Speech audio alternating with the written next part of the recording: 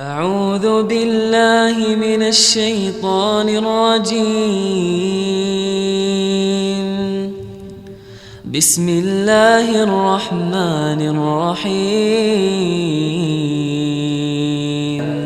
نحمده ونستعينه ونستغفره ونعوذ بالله من شرور أنفسنا ومن سيئات أعمالنا. من يهده الله فلا مضل له ومن يضلله فلا هادي له.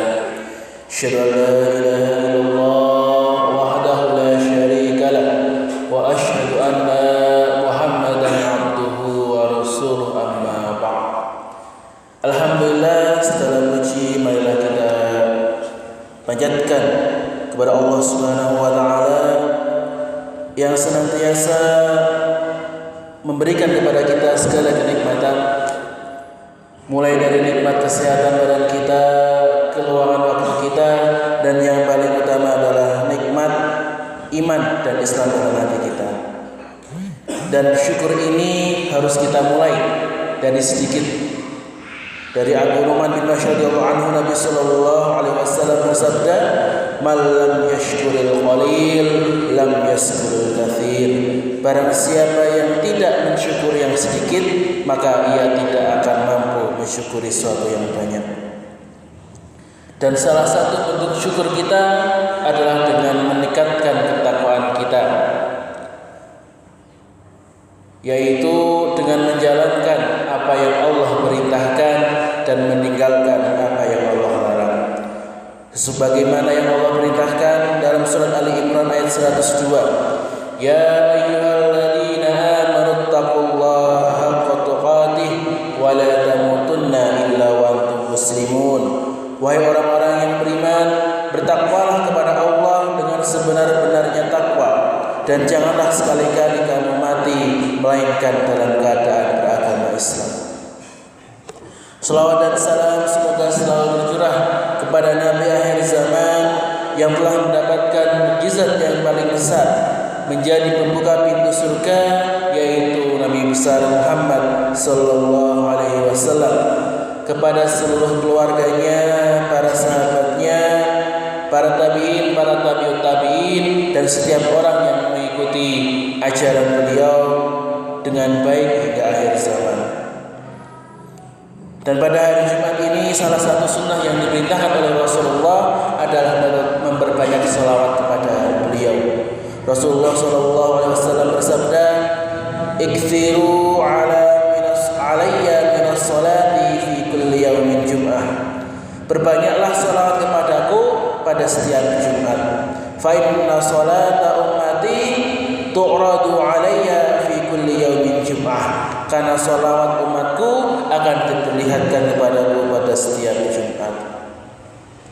Jemaah sidang Jumat yang semoga selalu mendapatkan keberkahan dari Allah Subhanahu wa taala. Pada zaman sekarang, gencarnya media, baik media cetak, media televisi ataupun media sosial, itu menampilkan kehidupan yang serba mewah, kehidupan yang serba wah, yang akhirnya memacu masyarakat untuk hidup konsumtif, sering berbelanja barang-barang yang belum tentu dia butuhkan. Dan fenomena ini tidak hanya terjadi di kota-kota, bahkan sampai ke pelosok-pelosok desa. Dan seiring dengan menjamurnya lembaga-lembaga keuangan yang memberikan kredit dengan syarat yang sangat mudah, baik badan yang langsung secara offline maupun pinjaman secara online, maka masyarakat yang konsumtif ini, yang senang belanja ini, akhirnya merasa dimudahkan dalam membeli segala sesuatu.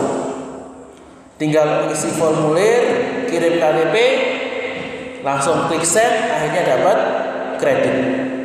Barang sudah terbeli, masalah pelunasan jadi pikiran belakang.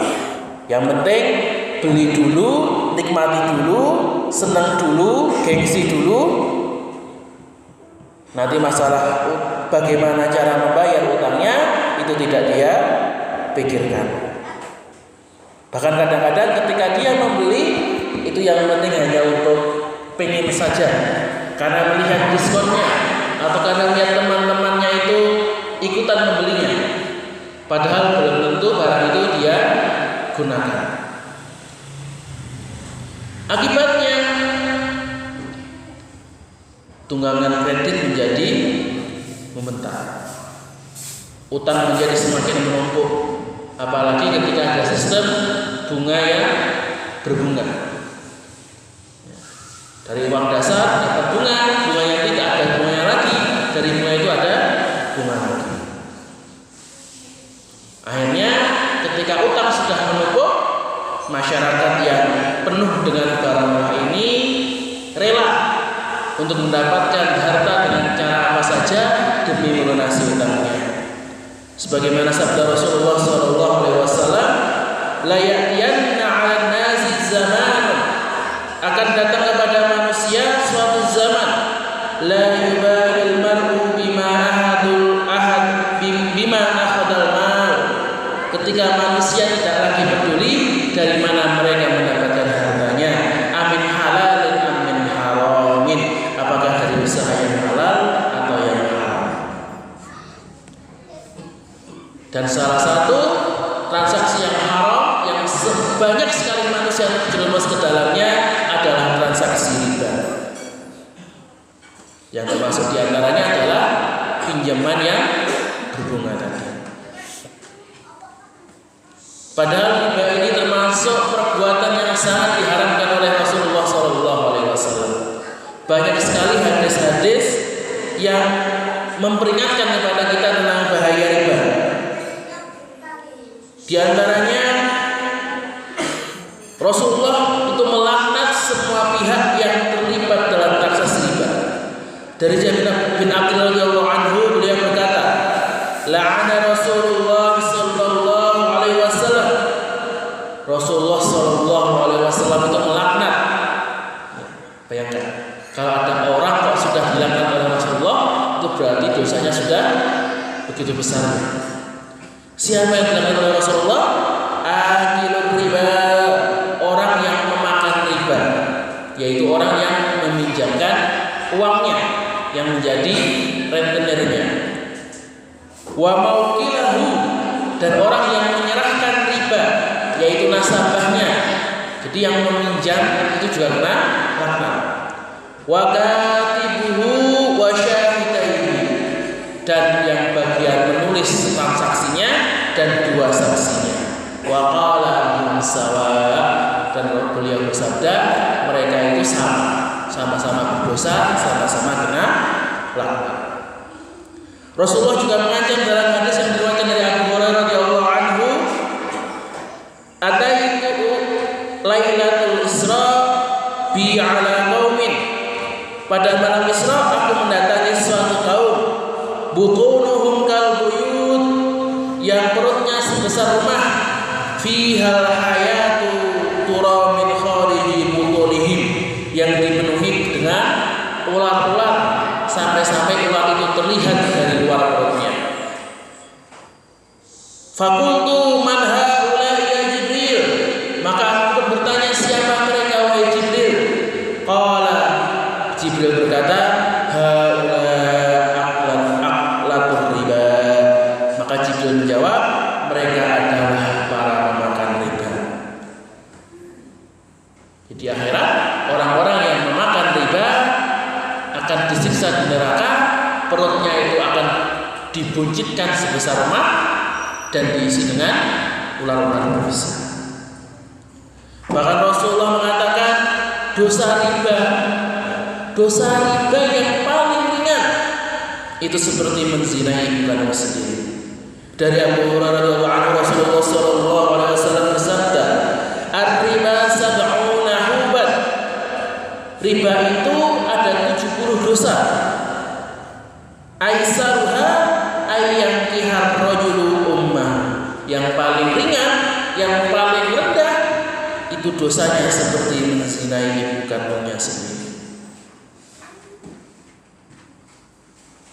Jadi dari hadis-hadis ini saja itu menunjukkan betapa besar larangan Rasulullah terhadap riba. Walaupun ini ada orang yang merasa, kan saya riba kan tetap membayar, ya, tidak ada yang ditinggalkan. Wah, ini kalau punya riba tidak ada jalan lainnya. Ya, tapi ya namanya riba tetaplah riba. Dan ini bukanlah jalan yang meridhoi dan yang diberkahi. Maka apapun yang didasarkan dari perbuatan riba, usaha dari riba, harta dari riba, pasti tidak akan mendapatkan keberkahan dari Allah Subhanahu wa taala. Mungkin hartanya banyak, mungkin hasilnya banyak, tapi hakul yakin harta yang banyak itu tidak akan membawa keselamatan. Harta yang banyak itu tidak akan membawa keberkahan, tidak akan mendekatkan dirinya kepada Allah. Maka masyaallah muslimin rahimani wa rahimakumullah. Maka bagaimana cara kita supaya terhindar dari perbuatan riba ini? Maka yang pertama adalah dengan berilmu terlebih dahulu. Islam mengajarkan al-ilmu qabla al-amal. Penting untuk belajar, penting untuk berilmu sebelum beramal. Karena bagaimana kita bisa beramal kalau kita belum tahu mana yang boleh, mana yang tidak. Apalagi di zaman sekarang di mana riba itu begitu masuk ke dalam transaksi kita, ke dalam proses kita, di mana antara dana halal dan yang haram itu hanya berbeda setipis rambut. Bedanya kecil sekali. Mungkin hanya dengan beda transaksi, beda akad, beda jenis penyerahan itu membedakan antara yang halal dan yang haram. Maka kita perlu belajar. Fikih muamalah ini sangat penting agar kita bisa tahu mana transaksi yang boleh, yang termasuk jual beli yang halal, mana transaksi yang termasuk ke dalam riba yang tidak boleh dilakukan. Karena ketika kita bermuamalah, berjual beli, berbisnis tanpa dasar ilmu, hakul yakin pasti akan terjatuh ke dalam riba. Abu Thalib radhiyallahu anhu mengatakan, barang siapa yang berdagang namun belum memahami ilmu agama, pasti dia akan terjerumus ke dalam riba, dan dia akan terjerumus ke dalamnya dan terus menerus terjerumus, nggak akan bisa keluar. Dan ini juga bukan hanya untuk penjualnya, yang pembeli juga harus tahu. Ya, ketika mau beli barang, apakah pembelian ini termasuk yang halal, ataukah pembelian ini termasuk unsur riba, termasuk dalam hal ini utang.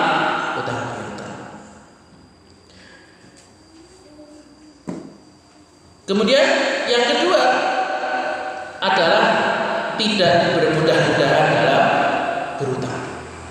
Karena transaksi riba itu mayoritas munculnya dari transaksi utang. Karena orang itu sudah saking butuhnya dengan uang, akhirnya meminjam kepada badan-badan ribawi yang menggunakan bunga. Maka kita ingat saja hadis Nabi berikut yang dari Sa'id al-Khair radhiyallahu anhu, Rasulullah sallallahu alaihi wasallam bersabda, "Ainama rajulun yadina dina." Barang siapa yang berutang wa huwa mujmi'un an la yuwaffiyahu, dan dia berniat tidak mau melunasinya, ayyahu laqiyallahu sariqan, dia akan bertemu dengan Allah dengan status sebagai pencuri. Nah, maksudnya nanti di akhirat dia akan digolongkan sebagai pencuri dan dihukumi sebagaimana pencuri. Bahkan saking besarnya masalah utang ini, Rasulullah SAW pernah menyampaikan, ketika orang itu syahid, meninggal di medan perang, maka tidak ada yang menghalanginya untuk masuk surga, tidak ada yang membebaninya untuk membuka pintu surga, kecuali satu, yaitu apa? Utang yang belum dibayar.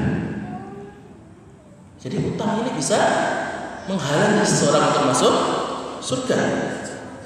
Sampai ahli warisnya itu membayarnya, baru dia bisa masuk surga. Kalau sampai nanti hari kiamat kok tidak tidak ada yang membayarnya, maka utang ini akan ditagih di akhirat. Dalam bentuk apa? Ya dalam bentuk pahala. Maka jangan bermudah-mudahlah dalam berutang. Kalau memang tidak butuh, tidak ada keperluan, ya, hindarilah berutang. Mau beli motor, mau beli mobil, kalau belum mampu, jangan mengandalkan kredit. Kalau memang belum mampu beli motor, berarti belum rezekinya untuk pakai motor. Belum mampu beli mobil, ya berarti belum rezekinya untuk pakai mobil. Jangan hanya karena iri, karena gengsi, kemudian hanya sudahlah kredit mobil saja, ngutang untuk beli barang-barang mewah, yang akhirnya awalnya enak, tapi nanti menjadi beban yang berat di belakang. Dan yang ketiga adalah dengan memiliki sifat qanaah. Dari Abu Hurairah radhiyallahu anhu, Nabi Muhammad sallallahu alaihi wasallam bersabda, "Laisal ghina an kathratul 'aq." Kekayaan itu bukanlah diukur dengan banyaknya kemewahan dunia, walakin al-ghina 'alan nafs. Namun kaya itu adalah hati yang merasa cukup. Karena ketika seorang memiliki sifat qanaah, dia merasa cukup, itulah hakikat kaya yang sejati. Karena ketika orang disebut kaya, ketika dia tidak butuh apapun lagi. Apa yang Allah kasihkan, ya sudah cukup. Dia tidak mati-matian untuk mencari yang lainnya, bahkan dengan cara yang haram. Kebalikannya, kalau ada orang yang mempunyai harta yang banyak, namun dia tidak punya sifat qanaah, akhirnya dia ingin terus menambah hartanya. Punya 1 juta, pengen 2 juta. Punya 2 juta, pengen 5 juta. Punya 5 juta, pengen 100 juta. Tidak ada puasa. Maka walaupun hartanya terlihat banyak, sejatinya dia tidak merasa kaya, karena dia sendiri merasa kurang terus. Dan ketika orang itu memiliki sifat qanaah, ya, menerima dengan apa yang Allah berikan, maka dia tidak akan mudah berutang. Karena bagaimana dia mau berutang? Kan sudah merasa cukup, dia tidak butuh apapun. Buat apa?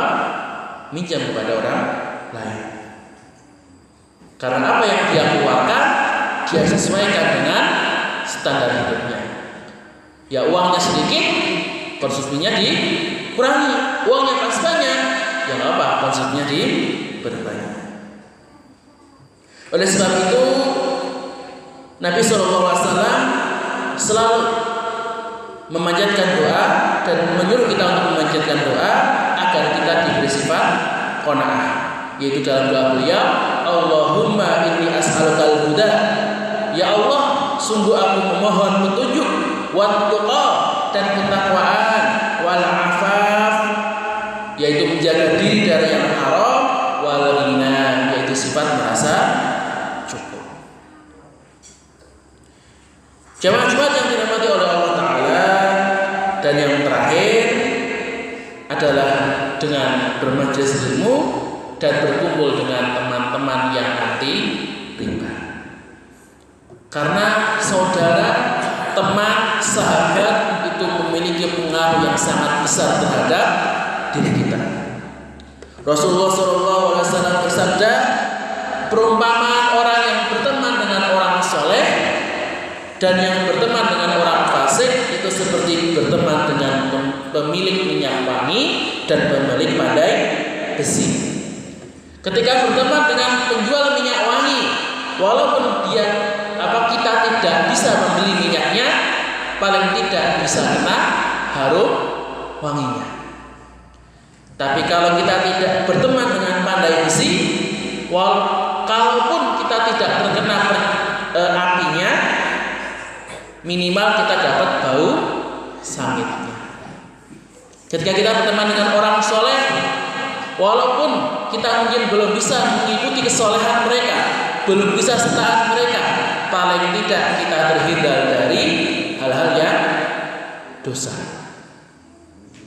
Kan nggak mungkin kita lagi duduk dengan orang soleh, orang-orang yang nggak minum minuman keras. Kan nggak mungkin kita mau minuman keras sendiri, kita malu sama teman kita.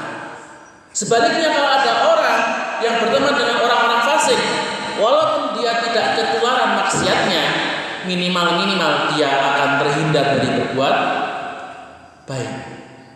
Lagi nongkrong di angkringan, kemudian mendengar adzan sholat, teman-temannya nggak ada yang ke masjid.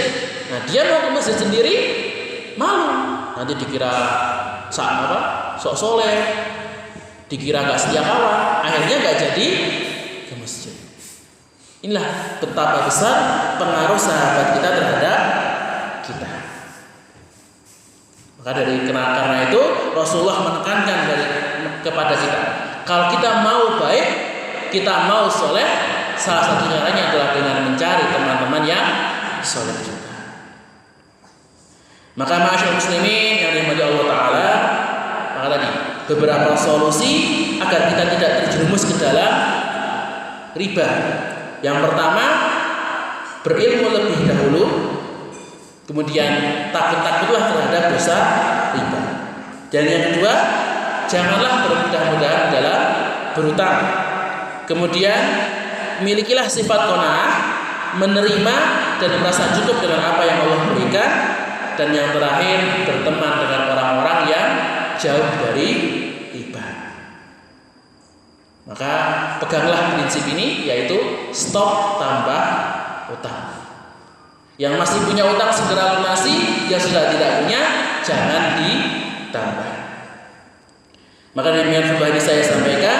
Semoga Allah Subhanahu wa taala memberikan kita jalan keluar dari utang-utang kita dan membebaskan kita dari derita dosa riba.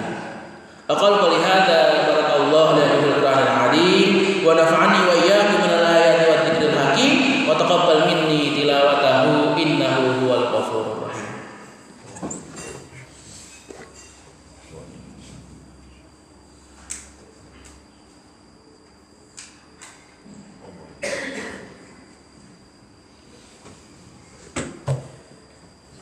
Alhamdulillah wa kafa wa usalli wa sallimu ala rasulil mustafa wa ala alihi wa ala ashabihi al-wafa. Asyhadu an la ilaha illallah wahdahu la syarika lah wa asyhadu anna Muhammadan abduhu wa rasuluh. Fa ya ayyuhal muslimun, usikum wa nafsi bi taqwallah wa alamu anna Allah amarakum bi amrin 'adzim, amarakum bis salati was salami ala rasulil karim. Faqala Allah ta'ala fi Qur'anil 'adzim, a'udzu billahi minasyaitonir rajim. Innallaha malaikatahu yusholluna 'alan nabi ya ayyuhalladzina amanu shallu 'alaihi wa sallimu taslima. Allahumma shalli 'ala Muhammad wa 'ala ali Muhammad kama shallaita 'ala Ibrahim wa 'ala ali Ibrahim innaka Hamidum Majid. Allahumma ighfir lil muslimina wal muslimat wal mu'minina wal mu'minat al ahya'i minhum wal amwat innaka as-sami'u qaribun mujibud da'wat ya qadiyal hajat. Allahumma ighfiril mustad'afina minal muslimina fil Filistin wa fi Rohingya wa fi masyariqiha wa fi magharibiha wa kun lahum waliyan wa nasira wa mu'inan wa dhahira. Allahumma ansuril mujahidina fi sabilik wa alif baina qulubihim wa wahhid sufufahum wa waffihim littiba'i kitabik wa sunnati nabiyyik wa yassir lahum asbaban nasri wa fathil baitil maqdisi wa iqamati syariatik. Allahumma izzal islam wal muslimin wa adil asyirka wal musyrikin wa dammir a'da'ad-din ya muqallibal qulub tsabbit qulubana ala dinik. Allahumma inna nas'aluka al-huda, Allahumma inna nas'aluka al-huda wat tuqa wal 'afaf wal ghina. Allahumma inna nas'aluka 'ilman nafi'a wa rizqan